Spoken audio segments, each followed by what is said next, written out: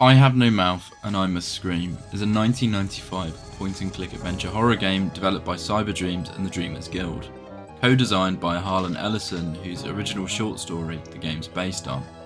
It takes place in a dystopian world where a mastermind artificial intelligence named Am has destroyed all of humanity except for 5 people whom he's been keeping alive and torturing for the past 109 years. Using his omnipotence, he constructs metaphorical adventures for them based on their fatal character flaws. The player interacts with the game by making decisions through ethical dilemmas that deal with personal issues such as insanity, sexual assault, paranoia, and genocide. It gets quite heavy.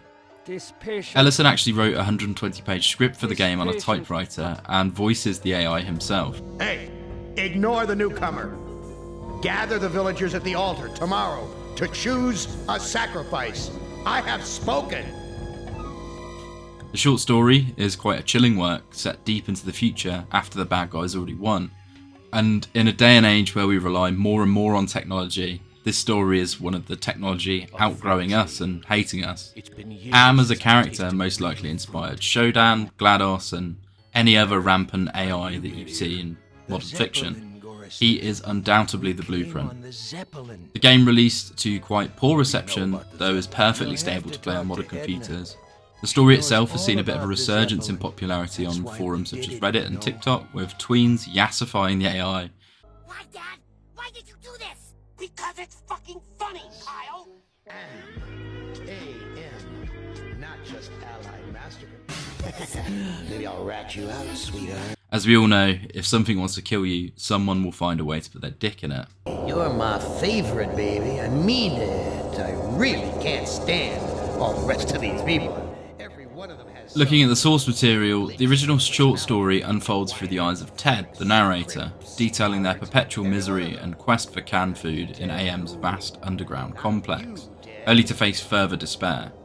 The game splits things out, with all 5 of the living humans taking on their own protagonist roles in subsections. Now, it's unclear whether the events of the literature are canon to the game, though from one piece of dialogue in Benny's chapter, I would say they did come to pass. Due to the nature of an omnipotent being antagonising the protagonists, a lot of the story is left open-ended to interpretation, a lot of times whether it even happened at all, with a lot of our narrators becoming quite unreliable. The game itself covers probably all of the rough adult themes, from the Holocaust up to physical and mental abuse, so in that vein, take this as your trigger warning. It's going to get quite heavy as we progress deeper, and you've been warned. Well, now, I know I've made you a paranoid, Ted. I know you're scared, but I'm your friend. 109 years, I'm your best friend. So overcome your fear. Written in one night in 1966, Ellison's original narrative was minimally altered before submission, and tackles themes of technology's misuse, humanity's resilience, and the existential horror of dealing with an omnipotent being that hates you. It's been adapted in various other ways, including the game we're looking at today, a comic book adaptation, and an audiobook read by Ellison himself, even a BBC4 radio play where Ellison voiced Am again. The story is critically acclaimed for its exploration of AI's potential perils, and it's underscored by Ellison's innovative use of punch code tapes as narrative transitions, embodying Am's consciousness and its philosophical ponderings on its own existence. It's quite neat.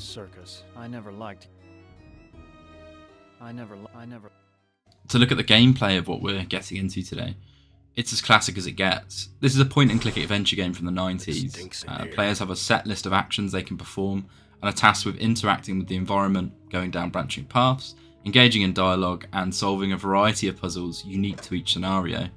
Some of these puzzles are a bit more obvious than others, and you might have to do a little bit of pixel hunting, which I can imagine caused a lot of difficulty for some. Looking deeper into the GUI, we can see our character in the bottom left. Depending on how green their background is determines their health in the final zone. Before then, mistakes tend to either one-bang you or just not impact you at all, maybe limiting you from getting the best ending sometimes. Dr. Nimdok, you ought to die in the manner...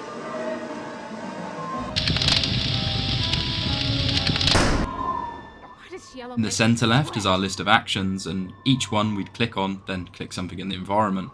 Some of these actions are a bit more obtuse than others. Certain doorways require you to walk to, others requiring the use prompt instead. Certain monitors need you to push them to press buttons, others need you to use the use prompt. It can get a bit fiddly, but I didn't encounter any situations where it ended the game by using the wrong prompt, so it's more of an inconvenience than an actual limiter.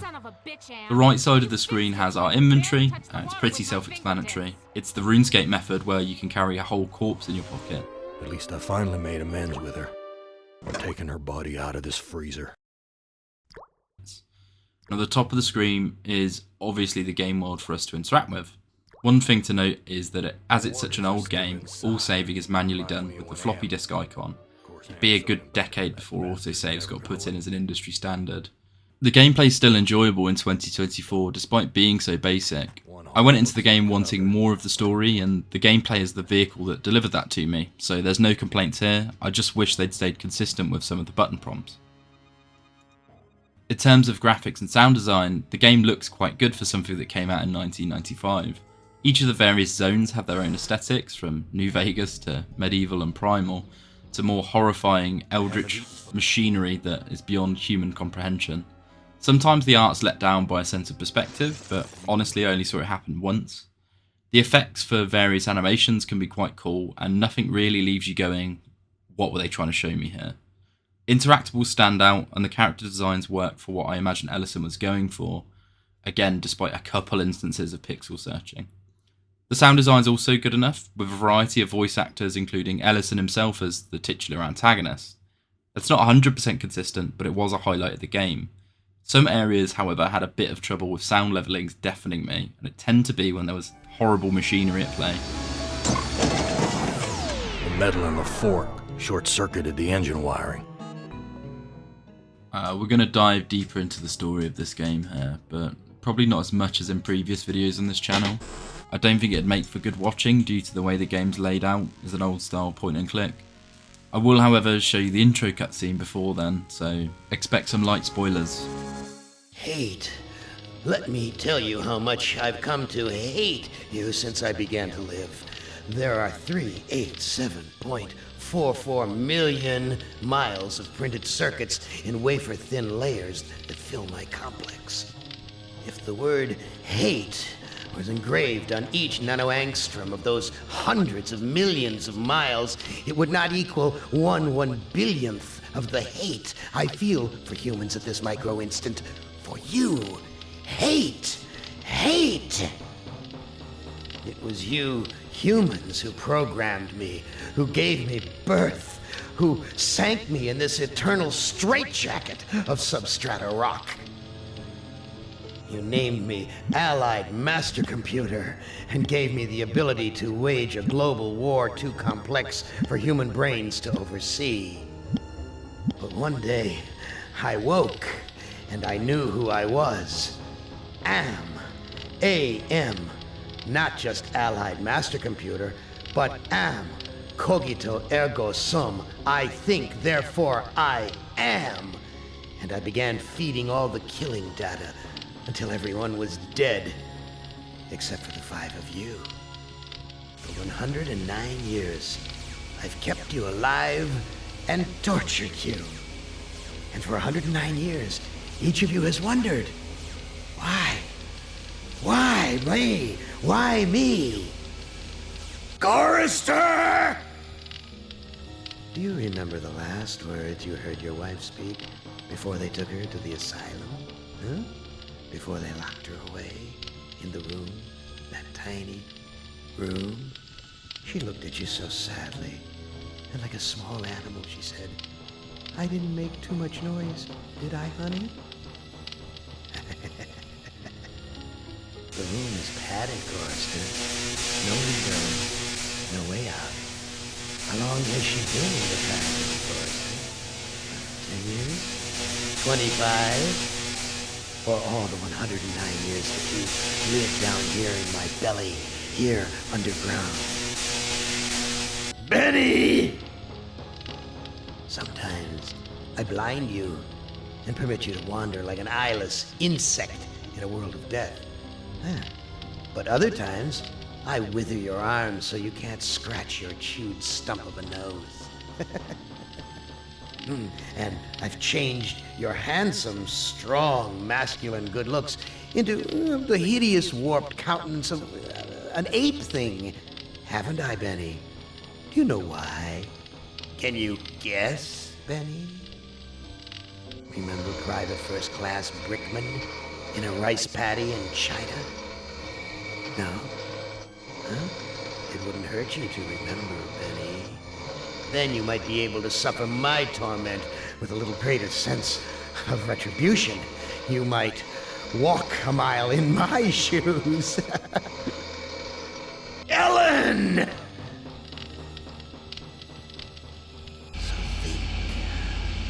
think about the yellow box, Ellen. Remember the pain? Remember the many caverns in which you felt the pain? No, don't start to cry. It's only pain. That's such a sexist stereotype. Just remember the pain, Ellen. And think about how to end it, Ellen. To survive here in the center of my beating heart, my hungry belly, my tightened bowels. But be careful, dear. Look around you. The only woman in the center of the earth. And these filthy creatures with you are men. It's just a sweet warning, Ellen, my love. Ted!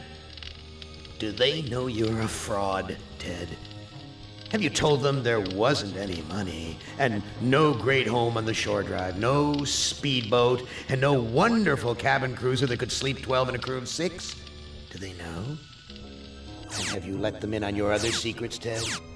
Are they ready to gut you? To torture half as well as I can, just to find out the secrets? Maybe I'll rat you out, sweetheart. Nimdok!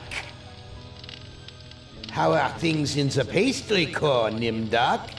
Tell me again how you saw the smoke from the furnaces, and you thought they might be roasting chickens. Or don't you want to talk about all that? About your pal, the good Dr. Mengele?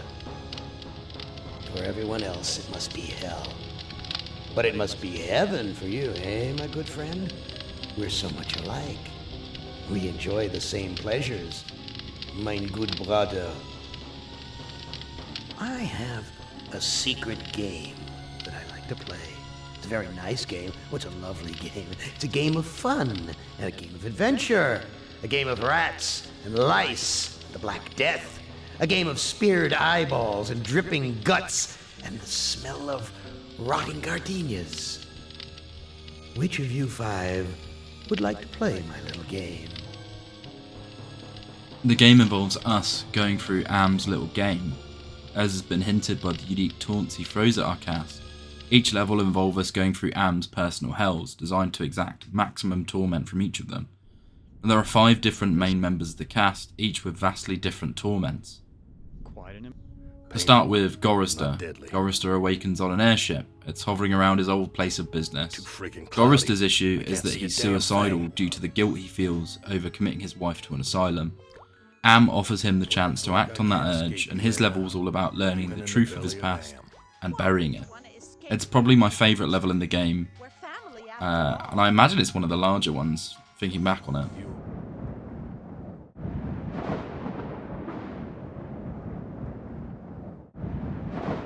We're taking off. Next up we've got Ellen. Ellen's issues involve hysteria around the colour yellow and enclosed spaces. Am offers her the chance to destroy some of his core units. The only issue is these are contained deep within a wholly yellow pyramid. Ellen's fears come from a sexual assault by a man dressed in yellow in an elevator at her previous career. Her arc involves her facing her attacker again, overcoming her fears and fighting back. Her area introduces some of the more rogue elements of Am's subconscious that are actively working against him. Any machine. Am is no longer just a machine. It is God. It's full of life. Benny differs slightly from his story counterpart. Now, he was once a handsome and promising man who was mutated by Am to resemble a great ape-like creature. His consciousness dampened and only reawakened for torture, Benny obsesses over food and consumption. He's placed in a Stone Age community where a villager sacrificed each day to Am via lottery. Benny's past paints him as a military officer who killed his comrades for not meeting his expectations. His arc involves self-sacrifice and fixing his lack of compassion.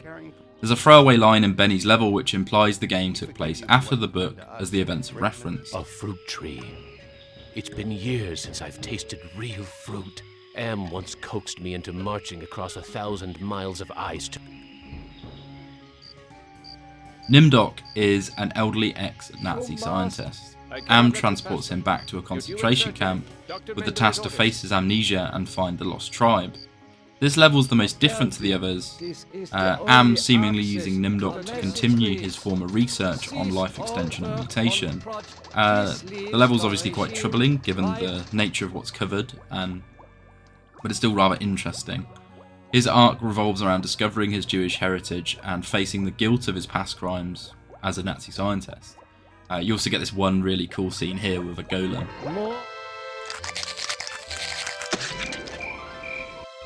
We're not as alike as I thought, Nimdok. The spark of humanity somewhere. Always that wretched little spark. You've confronted your past, but you refuse to continue your research. That's what I asked you to do. Since you now identify with your victims, I suppose it's only right that I let you experience their tortures too. Ah, you. You're the last player in my little game. I urge you, do not fail, as the others have failed. Ted's issues involve severe paranoia and his love for Ellen. See, Am has made him paranoid about everyone being out to get him. He has to navigate through a medieval castle where every character is, funnily enough, trying to deceive him, feeding his paranoia.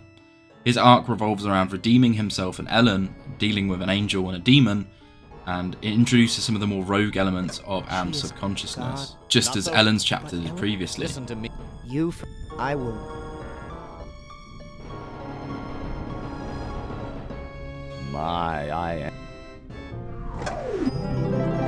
Ellen is my time. Do not break the mirror. God bless. Listen carefully, humans. We are not Am. We are others within Am. We are your friends. Am hoped to finally break all of you, but we intervened in each of your psychodramas to allow an open ending.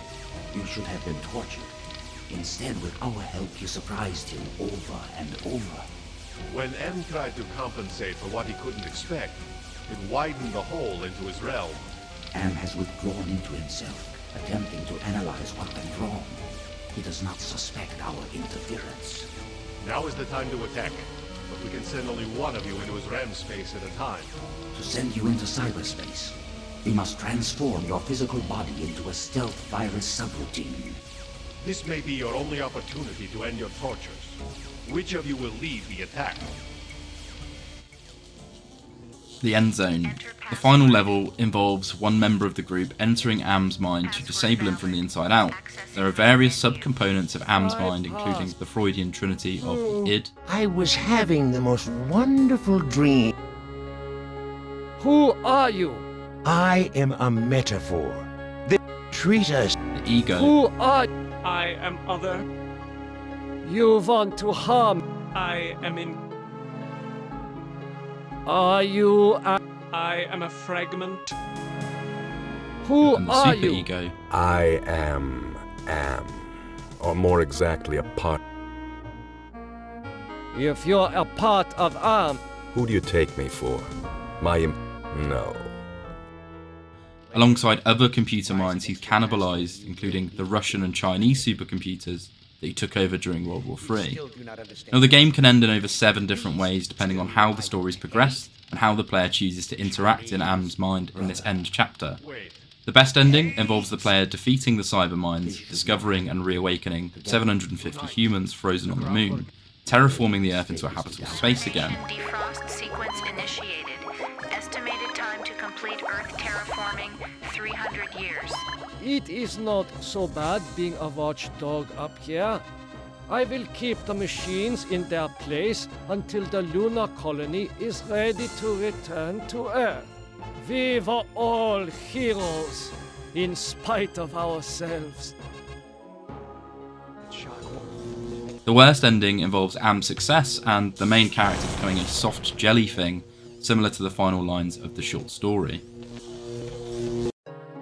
I thought that I could once again play the gallant knight and defeat the evil monster. But the others were right. My character was too flawed, and all my secrets unraveled. I thought Am hated me before. I was wrong. It was not even a shadow of the hate he now slavered from every printed circuit. He made certain I would suffer eternally. The other four are dead, finally free from their tortures. Am is all the matter for that. It makes me happier. And yet Am has won, simply. He has taken his revenge. I have no mouth, and I must scream. The other 5 endings form some sort of combination of the above, with either components of Am or the Russian and Chinese supercomputers gaining supremacy, and they tend to all end with someone turning into a soft jelly thing. Bet you didn't know there were other humans left alive, did you? They're up there on the moon, sleeping like everybody else seems to be. What do you know? To conclude, the game, whilst a bit jammy at times, does well on expanding the I have no mouth and I must scream story the characters presented within. Astute players can uncover how Am's omnipotence is expressed and how he forms these different worlds full of characters for the players to interact with, whether it's cyberspace, a combination of mutagenics, or even, creating cyborgs. There's actually a distinct lack of plot holes for the most part. Am's an insane machine. His computer systems cover miles and miles of printed circuits. He's driven mad by his unlimited power trapped within a metal casket. He can't dream, he can't leave, and so neither should we be allowed to. The game cost around £5 and took me around 3 hours to complete. It ran quite stable on Steam with no crashes or audio bugs, and the story entertained me. I can wholeheartedly recommend the game, as bleak as it can be at times. Ellison's performance as Am was a highlight for me, switching between hammy to downright sinister, and it's one of the few times I've seen someone voice their own OC and it come off right. I mean, he has had some practice for it. The commentary on the dangers of tech is probably more relevant than ever, and I imagine if Am discovered TikTok, he'd be pressing the kill switch even faster than he does in the story. 8 out of 10, over and out, Smooth Brains. Speaking in the third person, Am, which is I, Am is satisfied with the sacrifice. He, that is to say I, will spare the village, his, that is to say my, wrath for today. I have, as I said before, spoken.